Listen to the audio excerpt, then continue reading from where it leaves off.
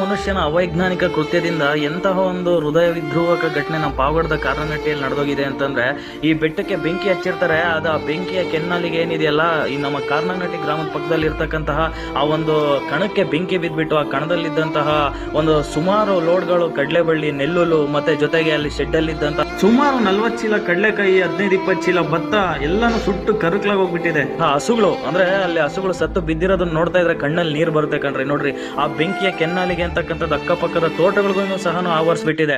ಇಡೀ ಸಂಪೂರ್ಣ ಕಣ ಮತ್ತೆ ಶೆಡ್ಡು, ಅಲ್ಲಿ ಶೆಡ್ಡಲ್ಲಿ ಇರ್ತಕ್ಕಂಥ ದವಸ ಧಾನ್ಯ, ಹಾಗೆ ಆ ರೈತರ ಬಟ್ಟೆಗಳು ಸಮೇತನೂ ಸೇರಿ ಏನು ಮನೆಯ ಗೃಹೋಪಯೋಗಿ ವಸ್ತುಗಳು ಜೊತೆಗೆಲ್ಲ ಸಂಪೂರ್ಣವಾಗಿ ಸುಟ್ಟು ಕರಕಲಾಗಿ ಹೋಗ್ಬಿಟ್ಟಿದೆವಲ್ಲ. ಹಬ್ಬಬ್ಬ, ದಯವಿಟ್ಟು ಸಂಬಂಧಪಟ್ಟ ಅಧಿಕಾರಿಗಳು ಇದಕ್ಕೆ ಪರಿಹಾರವನ್ನು ತಕ್ಷಣಕ್ಕೇನೆ ಘೋಷಿಸಬೇಕು. ಹಾಗೇನೆ ಈ ಒಂದು ಕೃತ್ಯ ಎಸಗಿರ್ತಕ್ಕಂಥವ್ರು ಯಾರೇ ಆಗಿದ್ರು ದಯವಿಟ್ಟು ಅವರನ್ನ ಪತ್ತೆ ಹಚ್ಚಿಬಿಟ್ಟು ಅವ್ರಿಗೆ ಒಂದು ಕಠಿಣ ಶಿಕ್ಷೆ ಆಗೋ ಥರ ಮಾಡಲೇಬೇಕು ಅಂತಂದೇಳಿ ನಮ್ಮ ಪಾವಗಡ ತಾಲೂಕು ಆಡಳಿತದಲ್ಲಿ ನಿಜವಾಗ್ಲೂ ಒತ್ತಾಯ ಮಾಡ್ತಾ ಇದ್ದೀವಿ.